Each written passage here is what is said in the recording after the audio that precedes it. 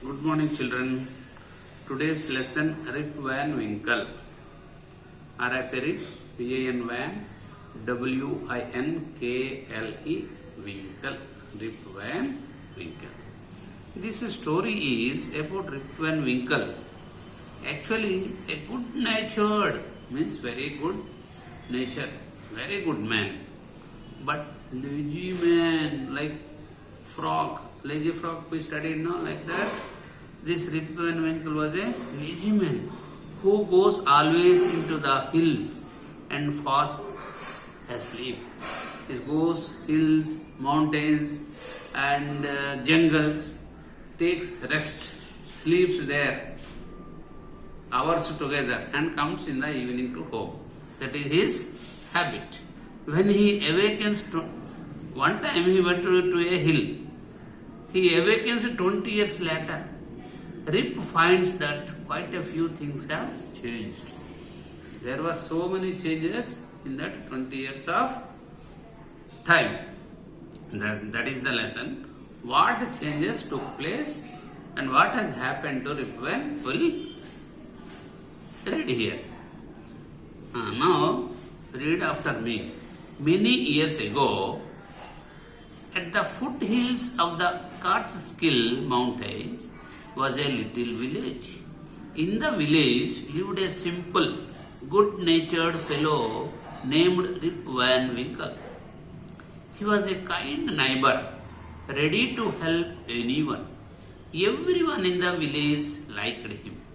The children of the village shouted with joy whenever they saw him because he played with them. He taught them to fly kites and shoot marbles and told them long stories. The only problem with Rip was that he was very lazy. He did not do any work on his own farm and just idled away his time. His fences were falling to pieces. His cow was going astray. Weeds grew on his farm. Rip's constant companion was his dog, named Wolf. To avoid work, he would walk away into the forest with his dog. One day, Rip just walked on and reached the highest part of the mountains. It was late in the afternoon when he reached there. Tired after his long climb, he lay down and began daydreaming. It was soon evening and he realized it would be night by the time he reached his village. Turn the page, children. Suddenly, he heard a voice calling out, "Rip Van Winkle! Rip Van Winkle!" He looked around and saw a short, old man with thick hair and a grizzled beard walking towards him with a barrel. He made signs to help him carry the barrel. Rip hurried to help the stranger who caught his hand tightly. Together they reached a place where there were some more odd-looking men playing nine pins. They were all dressed the same way and all of them had beards of various shapes and colors. Even though they were playing a game, their faces were serious. And there was silence. The only sound was the noise of the balls which echoed in the mountains like thunder. As Rip and his companion reached them, they stopped playing and stared at Rip with a fixed gaze. Rip was really frightened.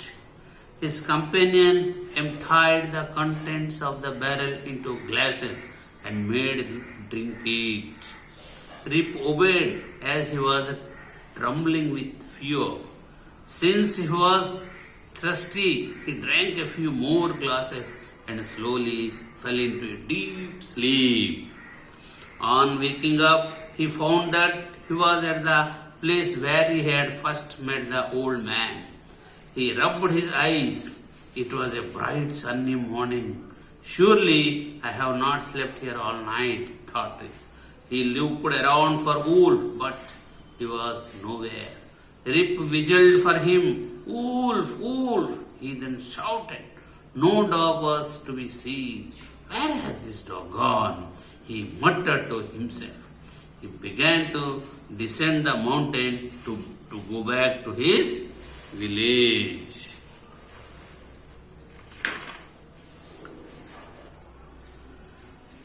As he neared the village, he met a number of people, but he did not know any of them. The villagers also stared at him, equally surprised. Who is this man? Said one. I have never seen him before, said another. Look at his long white beard and his wrinkled face. On hearing this, Rip stroked his chin, and to his astonishment, he found his beard had grown a foot long, and it was all white. An old woman walked up to him and looked at his face for a moment. Then she exclaimed, It is Rip Van Winkle, it is Rip Van Winkle. Welcome home again, old neighbor. Where have you been these 20 long years?